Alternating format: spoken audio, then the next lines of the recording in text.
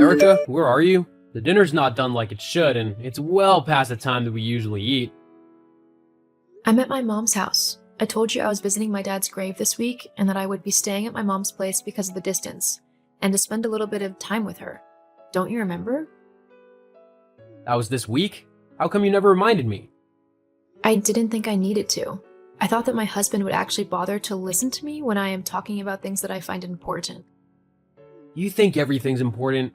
I don't have time to listen to everything you say and try to figure out what's more important than some other asinine thing. I'm a very busy man, something that you don't seem to actually comprehend. Unlike you, I actually have a job to do and I need to do it well, otherwise I'll be fired and we'll have no money to live off of. We're just barely scraping by as it is. Maybe if you actually got a job and helped out more? Hang on a minute. Why are you saying all this? You were the one who said that I should quit my job when we got married because I hated it so much, and that I should focus on developing my writing career. You claimed that your job paid so well that we would be able to survive on your income alone for however long we needed to. Yeah, well, things change. How so? Have you been fired? No, as if I'd be fired. I'm not an incompetent writer. I actually know how to do my job and how to do it well. Then why the sudden hostility about me working? If your job hasn't changed, then your income should be the same as what we've been living on for the last few months. Well, it's not. But why not? What's happened to change how much money we have coming in? It doesn't matter. All that matters is that it has changed and you need to start pulling your weight more. Got it? Now, when are you coming back from your mom's place? Tomorrow? Looking at a headstone can't take that long, surely. Plus, I need you here to make dinner. I've got a late meeting at the office and I want to be able to eat as soon as I get home. No, I won't be coming home tomorrow. I told you I'm staying with my mom for the week to spend some much needed quality time with her. And for your information, it's not just looking at a headstone. I'm paying my respects to the most important man in my life. So, if you can't be bothered to cook tomorrow, then you'll just have to get a takeout or something.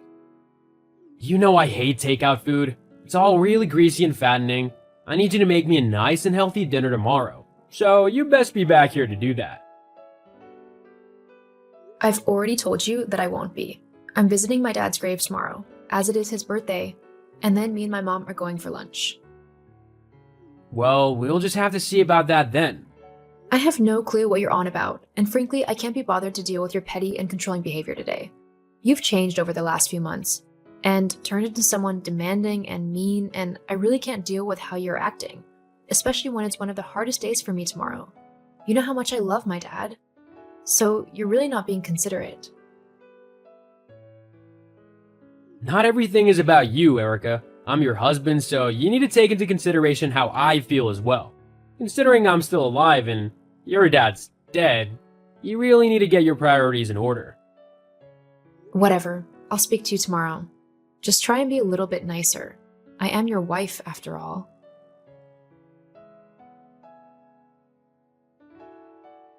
Erica, after our conversation yesterday, I've done a lot of thinking. In fact, I was up almost the whole night thinking over what had happened and what had been said by both of us. Oh, that's good. Yeah, and I came to a conclusion that has been a very long time coming. What's that? I want a divorce. What? Yep, I've decided that you've become much too naggy and too high maintenance to deal with anymore. You're not the same woman I fell in love with, and I no longer have any interest in being with you. Where is this coming from? I mean, honestly, you've never spoken to me about this. Why should I have to? You should have been a good wife and made sure things never go to this state. You should have just stayed home and done what I told you. If you think about it, this divorce is really all your fault. My fault? How is it my fault? Well, with how you spoke to me yesterday, how did you think I would react? A wife shouldn't speak to her husband like that. You know what? Fine. I'll gladly give you a divorce. You're a horrible man anyway, and I'm just sorry I wasted so much of my time on you. I feel exactly the same way about you. Of course, there is the matter of splitting all of our assets and money, including the inheritance that your dad left you when he died. Inheritance? Oh, don't try to play innocent. I know your dad probably left you a load of money when he kicked the bucket. Your family's quite well off, so we'll have to split that as well. As husband and wife, we have to split everything equally. I'll have my lawyers contact you with the divorce papers, which will split everything fairly. Obviously, though, because I've been the sole earner of our family, I'll be getting more of the money than you, as compensation for working hard and providing you with a luxurious lifestyle where you haven't had to lift a finger. Well, that's just plainly not true, is it? I think you'll find that it is, and that the courts will agree with me if you try to take it before them. For the sake of your pride, I think it'd just be better if you sign the papers and give me what I'm owed. You're not owed anything, and I'll make sure to get the best lawyers that I can to make sure that you don't get a penny from me. Why do you have to be so difficult? Fine. I'll see you in court. I was gonna be kind and give you a 70-30 split of everything, but now I'll take every single last penny from you. I can't wait to see you try.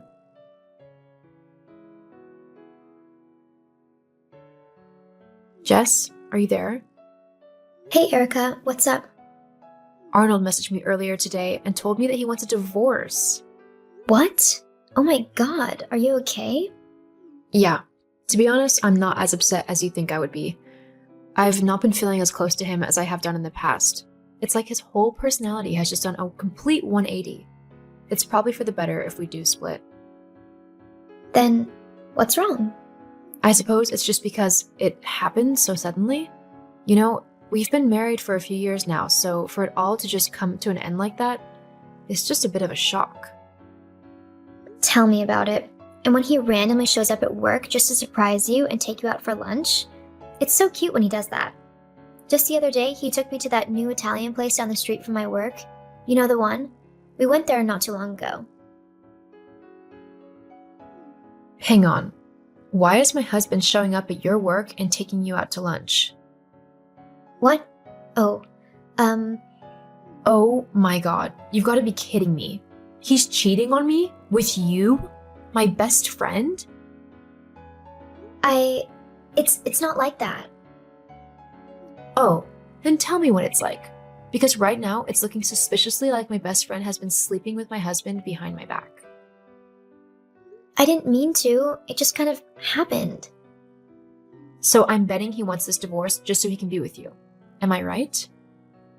I mean, I didn't think he'd actually go through with it. So this was your idea? I just mentioned to him the other day how I felt like I was sharing with him and how I didn't like that. He either wanted to be with me completely or not. I gave him the option of being with either you or me. It's not my fault that he chose me. Maybe if you had been a better wife, then this wouldn't have happened to you. I can't believe I actually considered you my best friend. What kind of friend goes behind someone's back and dates their husband? Let's be honest, you can't really call him your husband at this point. You two are more like acquaintances who disliked each other but were forced to live together. If anything, I'm providing a way out for the both of you. Oh, how kind of you. Let me just get the best friend award to show you how much I appreciate you destroying my marriage. There's no need to be sarcastic. Geez, I can see what Arnold meant when he said you were high maintenance and difficult to deal with. Excuse you? You know what? No. Whatever. The both of you can just get out of my life forever. Oh, believe me, we will be doing that. Just as soon as you sign those divorce papers and give us the money we deserve. What? Arnold told me all about the inheritance that your dad has left you, and we both decided that because you're not been working, you should give us that money as compensation for living without working. Hang on, you're the reason why your income has been so low lately, aren't you?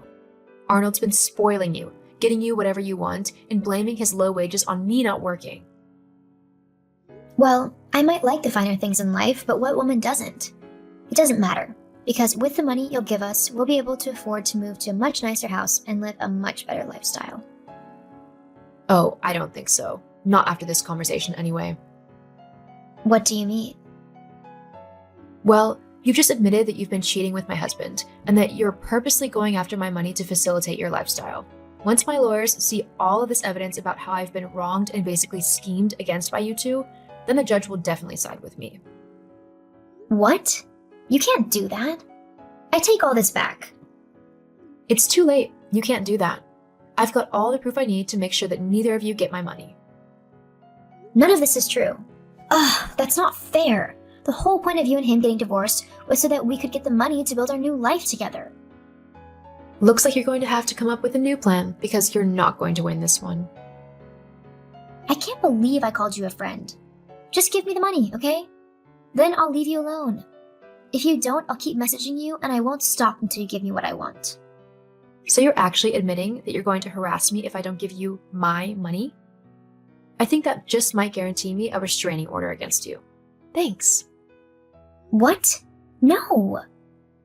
This chat has been really helpful. Thank you, Jessica. I'm glad I came to talk to you about all of this. It really has been a true eye-opener. And it saved me quite a lot in settlement money.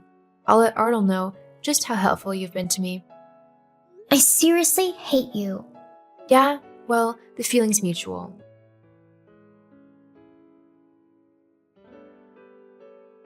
After taking the divorce to court, the judge ruled in my favor, claiming that because Arnold had cheated on me and was scheming to take my money, he deserved nothing.